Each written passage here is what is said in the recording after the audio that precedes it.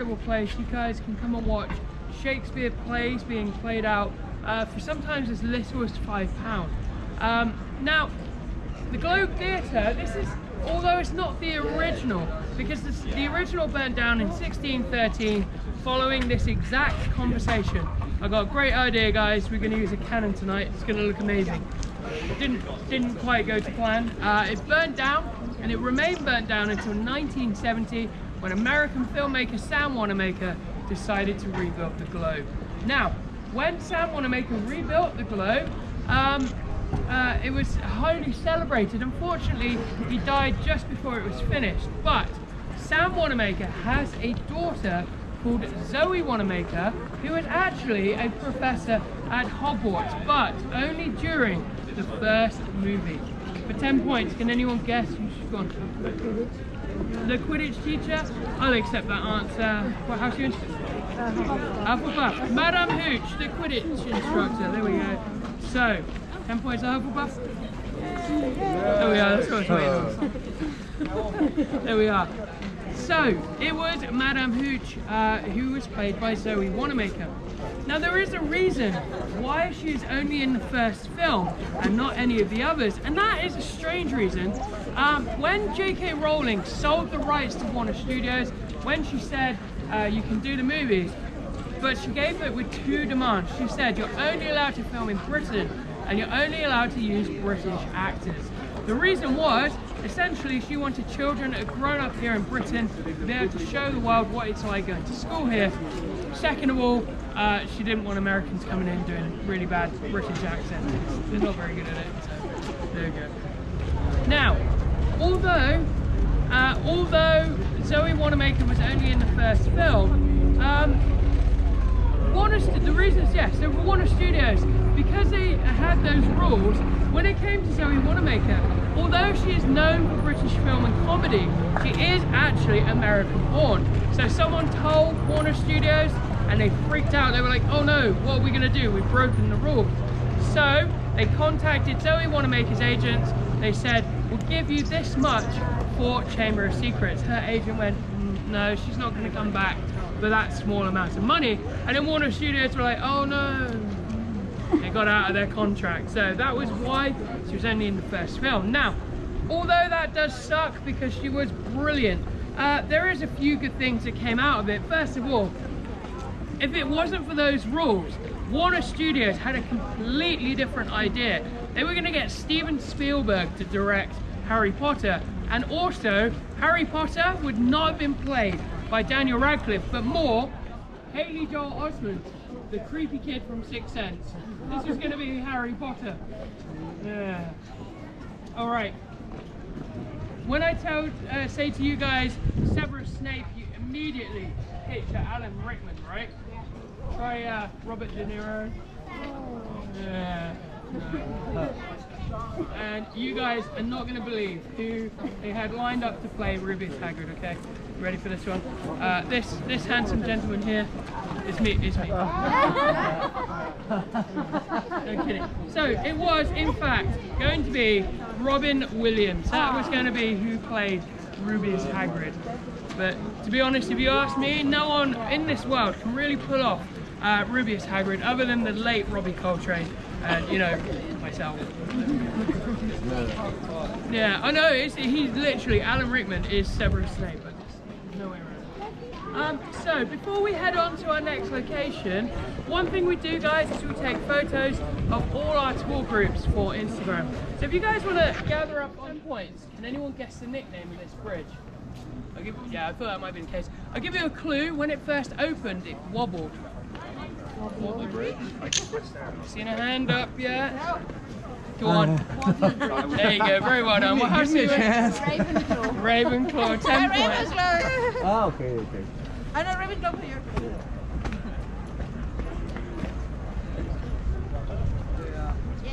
Yeah.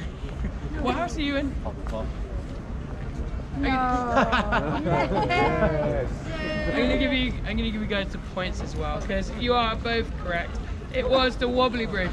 But that's the last time I'm going to allow an answer without a hand up.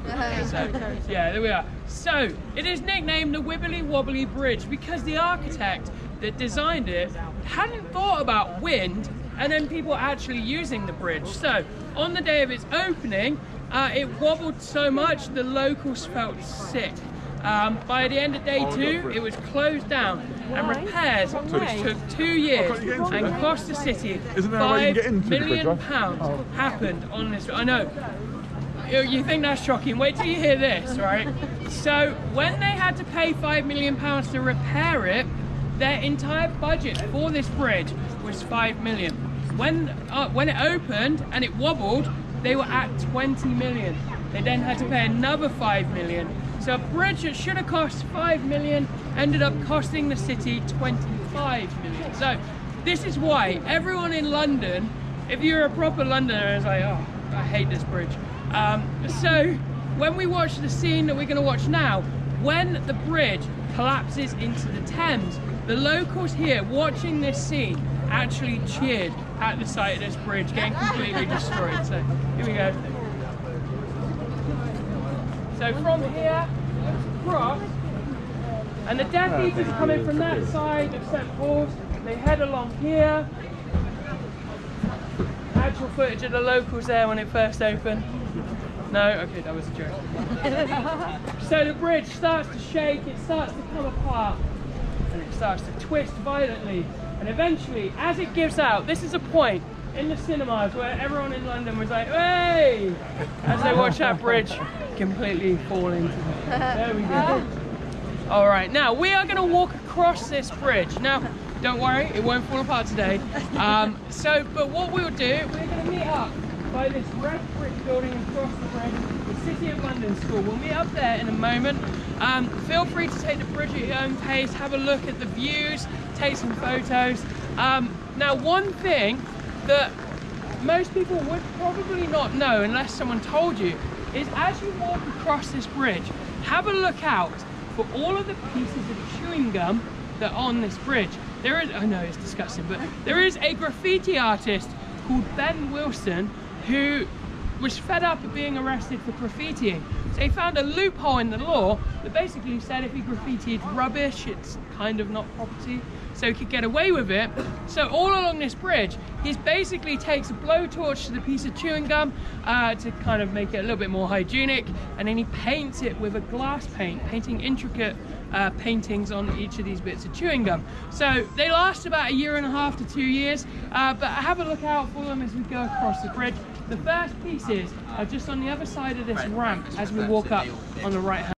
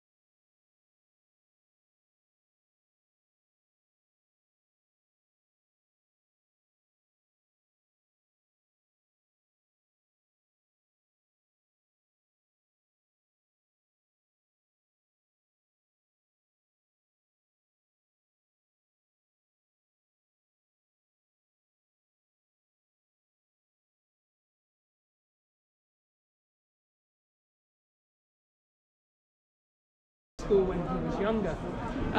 His parents took a chunk of the money from the first film, investing it into his education, and basically sent him here. Now, behind me we have St. Paul's Cathedral. When this was built, this was the largest domed cathedral. It was actually the highest point in Europe, highest point in London. And so it held that title until 1963 when they built the BT Tower. So for 250 years, it was about the highest point you could get to. Now, what's less known about St. Paul's Cathedral is one of the many staircases in that building was actually used as a staircase to Hogwarts. So I'm going to show you guys this scene from Harry Potter and the Prisoner of Azkaban, and the staircase here is inside St. Paul. So I'm going to come outside you guys. Come on. There's nowhere to go. Keep going. Alright, here we go. So that staircase is the geometric staircase located inside St. Paul's. So Ron and Harry head down the stairs. Harry finds that crystal ball. Ron is essentially like, yeah, I'm not walking back up. And Harry's like, fine, we'll see you later. They were all at a teen angst stage at the moment. So they head on up the stairs. There you go. Now, for 10 points, can anyone tell me where that building takes you? Go on. Divination Tower. There we go. What remind you of Hufflepuff. 10 points to Hufflepuff. There we go. Now, who can tell me who teaches divination? Professor Trelawney. Professor Trelawney, another 10 points to Hufflepuff. There you go. So, Professor Trelawney, when this iPad wants to work, there's this crazy lady here, played by the wonderful Emma Thompson. So, there we are. Alright, so what we're going to do now, guys? What's that? Oh, I think so. Yeah, she did. Yeah. So what we're going to do now, guys, we are going to cross over the street and then we're going to head down to Blackfriars.